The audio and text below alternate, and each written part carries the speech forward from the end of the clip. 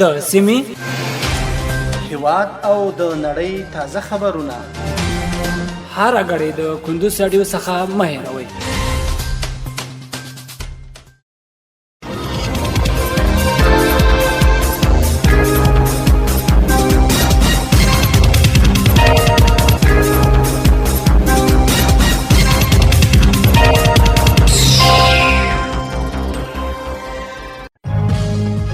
سلامونه د کندوز رادیو درنو اوریدونکو ستړي مشئ په ماړم د کندوز رادیو څخه د دې ساعت تازه او مهم وروستي خبرونه ته نن چهارشنبه د سرطان یا د چنګاښ د میاشتې 28مه د 2023 میلادي کال د جولای د میاشتې 19 نیټې سره سمون لري. روانه خبري غړي درته زه سیر احمد سایل وړاندې کوم، خو په سر کې هم د څو مهمو خبرونو سر ټکی.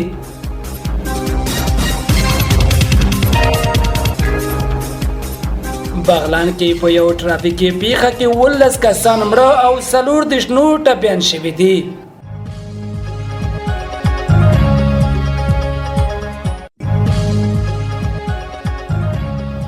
د امیر روغتیا وزارت ویان شرافت زمان امرخیل په یو خبر پاڼه کې ویلي په ننګرهار کې د وروستیو روغتونو او توپانونو له امله د ټپیانو شمیر 340 تنو ته لوړ شوی دی.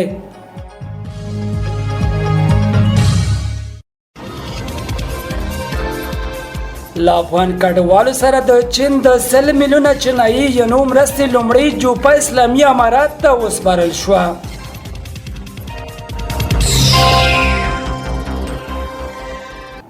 او د امریکا ټاکنې ټرمپ په رسمي ډول د جمهوریت غوښتونکو نومان شو.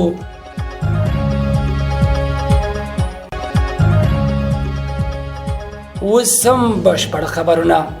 بغلان کې په یو ترافیکي پیښه کې 19 کسان مړه او 40 ټپیان دي. د بغلان پولیسو د رسنۍ مسؤلینو په یو خبر پاڼه کې ویلي دغه پیښه د خنجان ولسوالۍ په شمالي سالنګ کې د 580 ډوله موټر د نسکورېدو له امله رامنځته شوې ده. خبر پاڼه زیاتوي چې په مړو کې د سړو ترڅنګ ښځې او ماشومان هم شامل دي.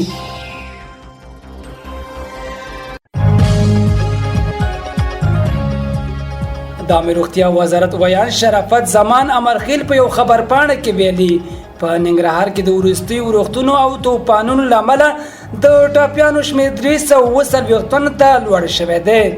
شرافت زمان ویلي په دغه طبي پیښه کې د مړو شمېر نږدې 40 تنه دي او ګڼ کورونه او استوګنځي سیمې ړنګ شوي دي. هغه سیمې ته د مرستو او روغتیايي پرسونل رسیدو هم خبر ورکړی او له نړیوالو ادارو سره د همغږۍ خبر هم کړی ده.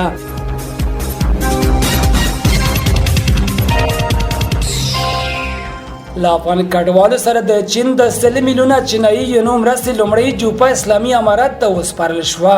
د چین هېواد له لوري د افغانستان له داخلي بې ځایه شوي او راستنېدونکو کډوالو سره د ژمنه شوي 100 میلیونه چینایي ینو مرستې لومړی جوپه کابل ته تر رارسېدو وروسته پرون د افغانستان لپاره د چین سفیر ژونشینګ له لوري د کډوالو او راستنېدونکو چارو وزارت سرپرست خلیل الرحمن حقانی ته وسپارل شوه. د کډوالو او راستنېدو چارو وزارت سرپرست په همدې مناسبه جوړه شوې غونډه کې د چین له یادې مرستې څخه د مننې ترڅنګ د ورته مرستو د دوام غوښتنه وکړه.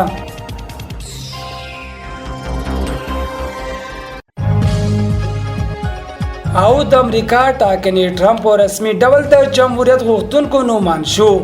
د امریکا متحده ایالاتو د جمهوریت غوښتونکي ګوند په رسمي ډول ډونالډ ټرمپ د دغه ګوند نومان اعلان کړ او ټاکل شوی دغه هیواد په راتلونکي ولسمشریزو ټاکنو کې د بیا ځلې ولسمشر کېدو لپاره مبارزه وکړي.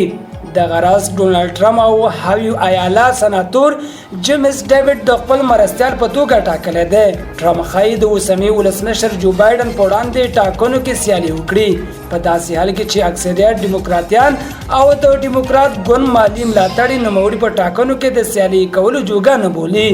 باید ویل شي ډونالډ ټرمپ تر بایډن وړاندې د یوې دورې لپاره د امریکا متحده ایالاتو ولسمشر پاتې شوی او دا ځل نظر پوښتنې او ټول پوښتنې ښایي چې ټرمپ به وکولی شي بیا ځلې د امریکا ولسمشریزې ټاکنې وګټي.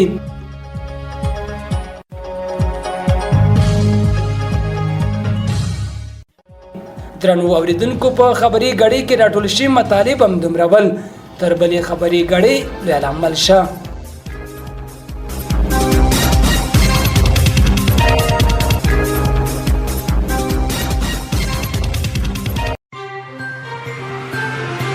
د سیمې هیواد او د نړۍ تازه خبرونه هر غړي د کندوز رادیو څخه مه هېروئ.